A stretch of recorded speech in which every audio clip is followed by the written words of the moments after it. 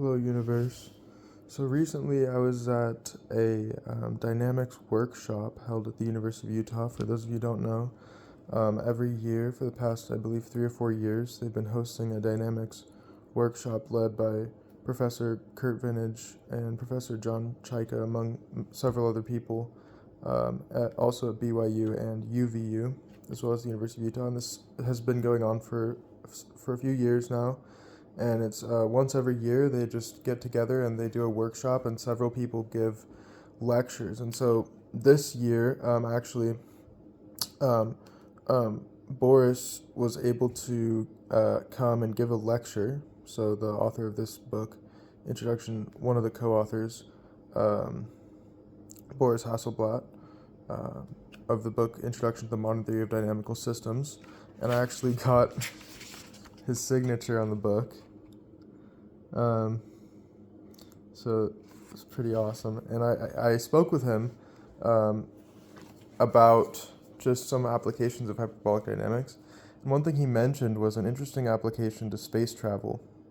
So since orbits or of trajectories under these hyperbolic dynamics can be very chaotic, on a macroscopic scale, such as space travel, this can actually be exploited. For example, like a spaceship that was orbiting an unstable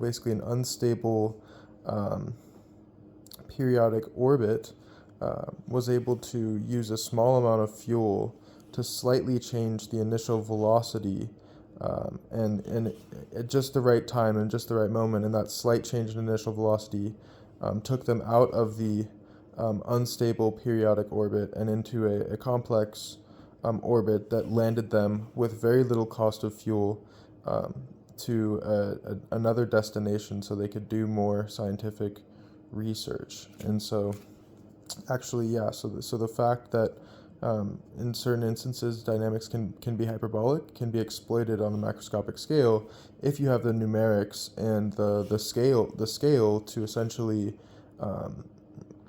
perform numerical calculations that are accurate up to reasonable time scales.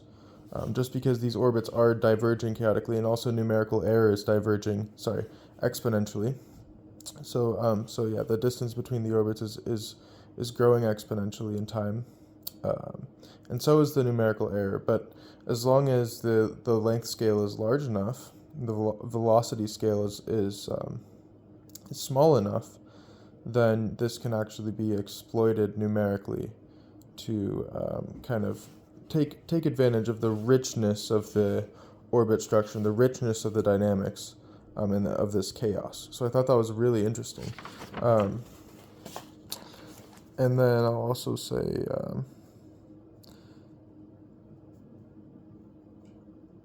another key point that he made was that hyperbolicity is stable under perturbations.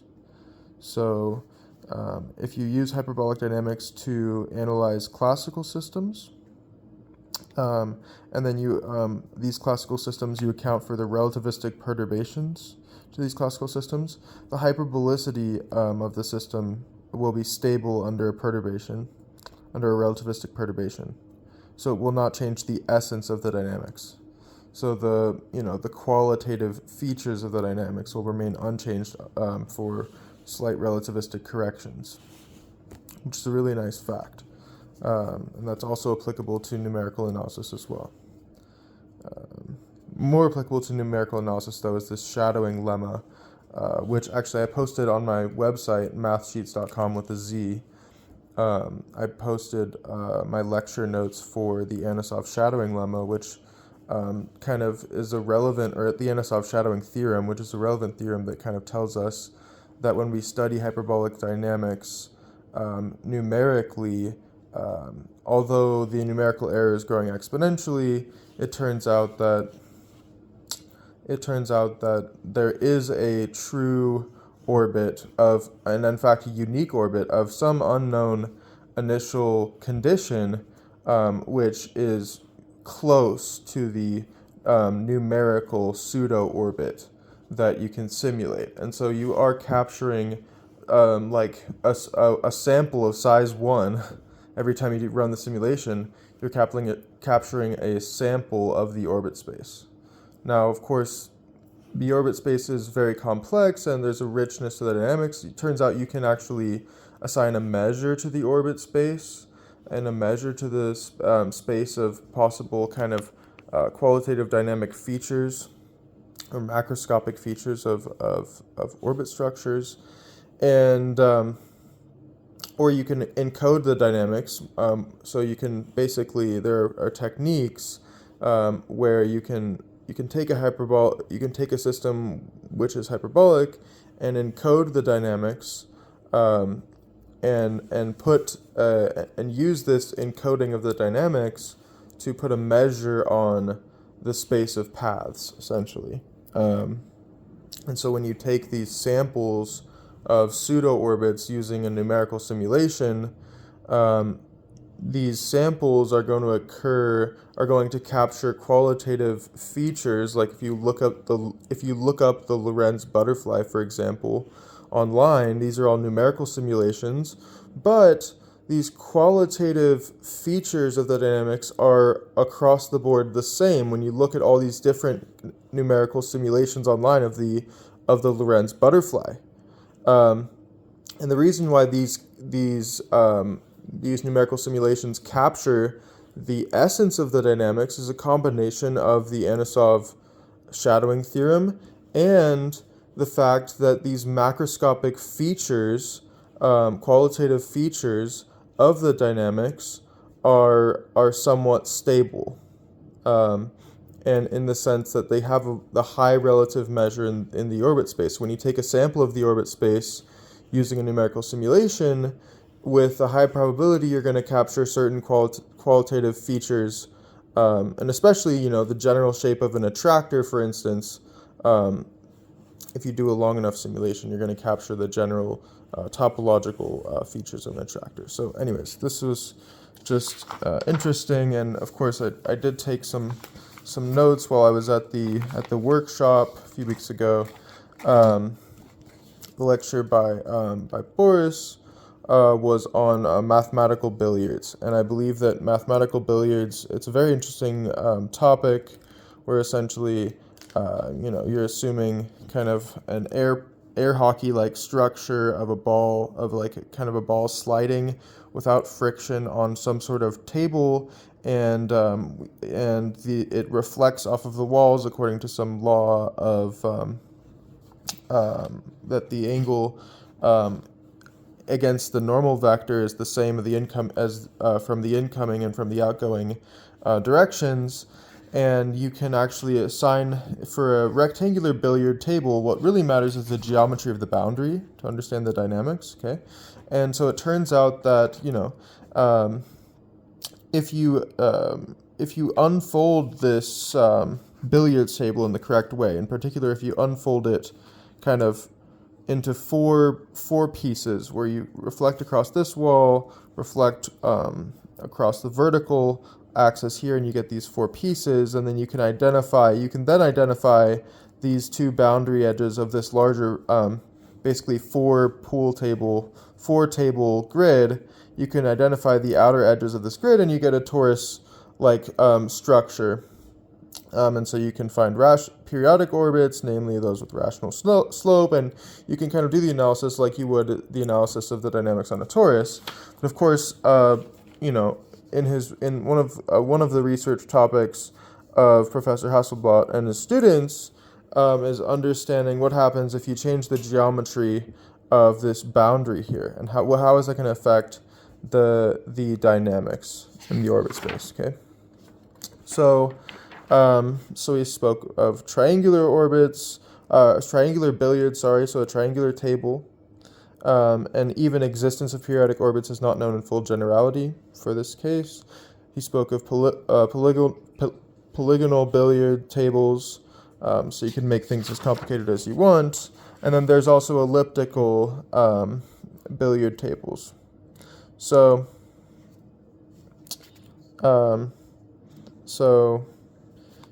anyways, I can show you. So basically, if the table is a circle with a boundary, here is some dynamics that could occur.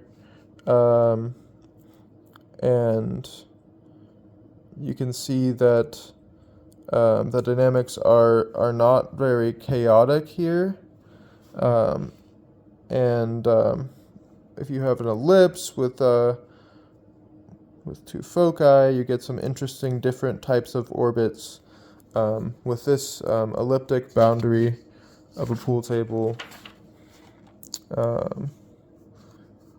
and then he noted that the curvature of the boundary is going to matter. So you can see that this is a positive curvature of the boundary.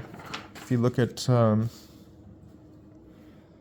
if you look at a general convex billiard table, then there are interesting kind of dynamics that occur, and sometimes the dynamics get confined within these regions, which are bounded by caustics. And the proof mentioned something called CAM theory. And then some of the questions, like finding existence of periodic orbits. And the interesting thing is that if the boundary has negative curvature, then you get hyperbolic dynamics, so dispersive dynamics, right, where orbits get separated away from each other. And this creates a sensitive dependence on initial conditions. And he mentioned this map called the billiard map, which sends an inward-pointing boundary vector to the inward-pointing boundary vector after the next collision. And this map preserves area element. So area is ergodic. It's not even a measurable constant of motion. So we get kind of like this mixing of that occurs under the flow. If you look at the flow map of the basically the vector field that describes this dynamic, and you look at the flow, that flow is going to be mixing with respect to the area, I believe is what he's saying there. And then some interesting cases is if you have a billiard table with which you can enclose a circle within. If you can enclose a circle within the billiard table, then you get some dynamics which are dispersing.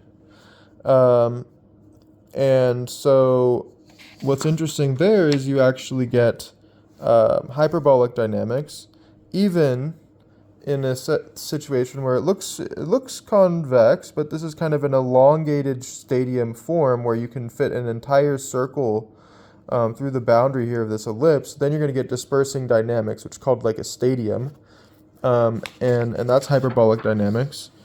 So those are dynamics which, again, the features are kind of hyperbolic.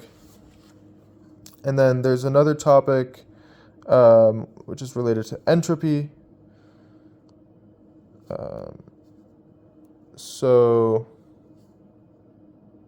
yeah, I'm not sure exactly what he meant by measure of maximal entropy of infinite horizon there.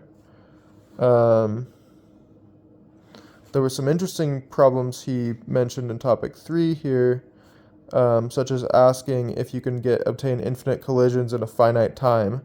So if you look at these kind of singularities where you have like a cusp and you get a particle that's bouncing off the walls of this billiard table that falls into this cusp, you can ask, like, could you have infinite collisions in finite time? It turns out that in this case, no, you can't. There was some sort of angular momentum argument that Boris used that essentially an analog of angular momentum in this two-dimensional case. Almost like if you pictured a funnel here and you looked at angular momentum in 3 dimensions and then you projected that idea down into 2-dimensional space, kind of this analog of angular momentum survives, and you can show that it eventually reaches a point where it can't go any further into the cusp because it's essentially its angular momentum, or this analog of angular momentum, is too high. And so in fact, if you have this structure of a cusp, then the orbit will leave the cusp after finitely many collisions due to this angular momentum argument. But horns, this is a research question that Boris mentioned, is like if you look at a horn, I don't think it's fully known. So horns where you have these two kind of, you have a boundary which is kind of a cusp, but each function which determines the boundary of the cusp has like the same curvature, essentially, the same sign of that curvature. So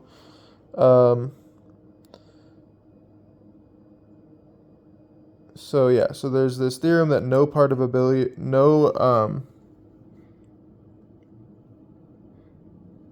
so no part of a billiard in a convex horn has infinite collisions, which is what we mentioned earlier. But then, this question, he was asking questions about these other kind of types of horns and whether or not that theorem can still hold in this general setting. These are like really interesting questions. And then, there's also he mentioned something called the SRB measure, which I believe is like kind of a measure on the orbit space. Yeah, so it's like an intrinsic measure on orbits / hyperbolic attractors. It's called the Sinai-Voil-Bowen measure. I might be mispronouncing that. I probably am horribly mispronouncing that. The SRB measure, or maybe the SVB measure. I might have noted this down wrong. It's kind of in a hurry to just get this noted down, but it's essentially a measure on the orbit structure / hyperbolic attractors, which is very interesting.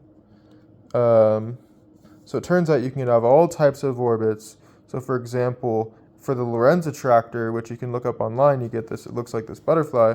Turns out that every knot type in R3 is some periodic orbit in the Lorentz attractor. So there's a ton of crazy orbits from the Lorentz attractor, but there is a measure on the orbit space, as we were discussing earlier. And that's very important. And then there's also, if you're, for example, an application is like measuring laser intensity. So if you want to kind of diffuse the,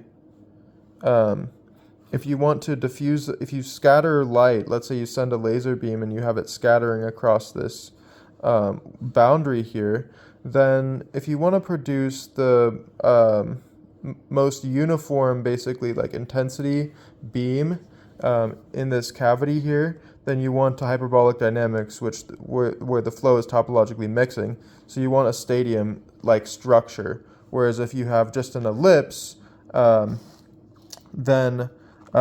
in fact you're going to get that the beam is going to potentially undergo like quasi-periodic or periodic motion with this kind of vacant region, or this, I think, infinite horizon that it can't actually reach, which is this inner ellipse, essentially. And so you're not going to get the same nicely distributed, uniform distributed light across the cavity. And so that's just one application of this, but there's a lot of applications. As we mentioned, space travel is another. So this was an awesome workshop. There are several other people that gave really excellent talks. I had a lot of fun and I really enjoyed it. And feel free to check out my website as well, where I posted some of the lecture notes on the dynamical system / like ergodic theory seminar that I've been working on with Kurt Vinich.